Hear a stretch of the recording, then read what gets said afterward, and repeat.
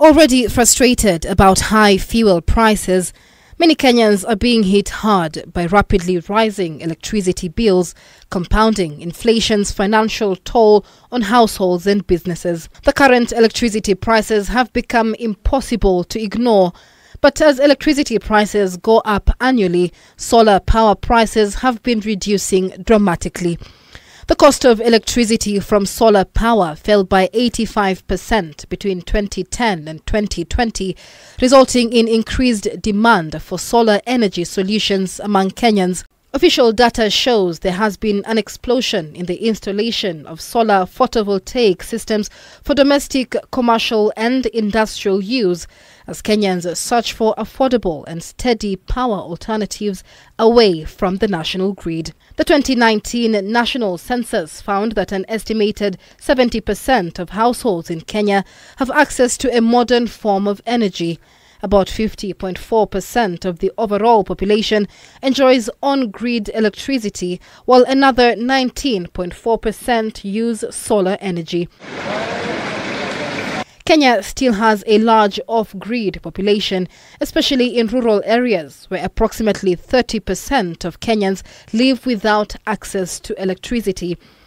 Off-grid solar solutions such as solar home systems and mini-grids have gained significant traction in providing electricity access to remote communities. Companies like Suntech Power hope to gain from the traction. The energy company designs solar-powered clean energy solutions across Kenya. We've played a part in trying to improve the uptake of solar, both domestic and commercial. So even running businesses, the cost is really going up. So there's need to look for alternative sources of power. The savings on bills and how long it will take to recoup the money invested vary depending on where a home is located, whether electricity is sold back to the grid and how much energy you use. By owning the system, it means that the energy bills will be reduced in this sense. If you are doing like 30 units per month, that's basically a unit per day. If you get a system of a unit, that's basically less than 100,000. If you invest 100,000, it means that you're saving a unit every day. In spite of long-term cost savings for homes and businesses, the upfront equipment cost blocks many Kenyan consumers from transitioning to solar energy. Prices vary a lot. Actually, you can get a 40,000 unit, and another household will want 100,000 or 900,000, depending on the load at home.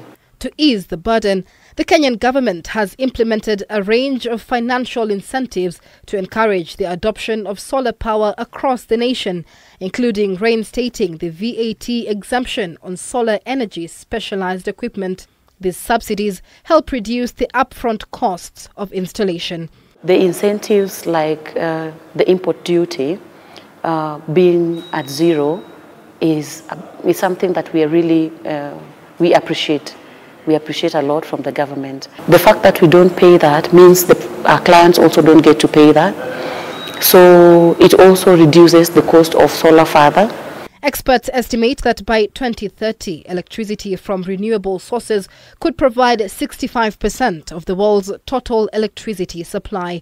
Globally, about $5.9 trillion was spent on subsidizing the fossil fuel industry in 2020 alone, including explicit subsidies, tax breaks, and health and environmental damages that are not priced into the cost of fossil fuels.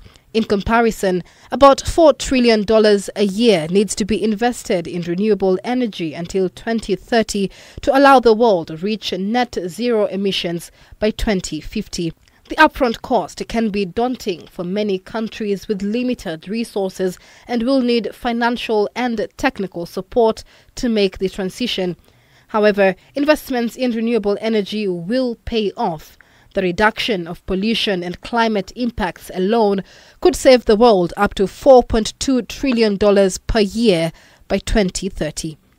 Michelle Ngele Odhiambo, K24.